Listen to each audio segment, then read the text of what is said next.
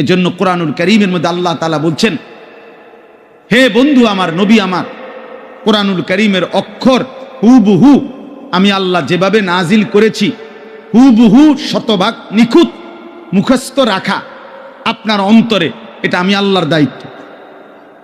আপনি যখনই পড়তে চাইবেন, আপনার উম্মতের সামনে পড়তে পারা, আপনার এই যোগ্যতা, এই তৌফিক আমি আল্লাহর দায়িত্ব। যখনই আপনি ব্যাখ্যা করতে চাইবেন, আমি আল্লাহ কি বুঝাইতে চাইছি, এটা যদি আপনি বিশ্লেষণ করতে যান, সেই বিশ্লেষণটাও বলে দেওয়া আমি আল্লাহর দায়িত্ব। এটা আমার জিম্মাদার। লা তুহাররিক বিহি লিসানাকা লিতা'জারা বিহি ইন্না আলাইনা জামআহু ওয়া কুরআনা।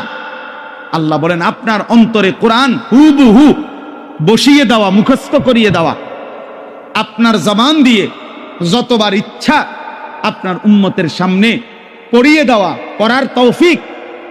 এর একটু পরে আছে সুম্মা ইন্না আলাইনা বায়ানা। এই বায়ানা মানে অর্থ হলো, বায়ান মানে হলো ব্যাখ্যা, তাফসীর। অতঃপর এই আয়াতগুলোর তাফসীর, ব্যাখ্যা, বিশ্লেষণ বলে দেওয়া, তিনটাই আমি রব আমার নিজ হাতে নিলাম।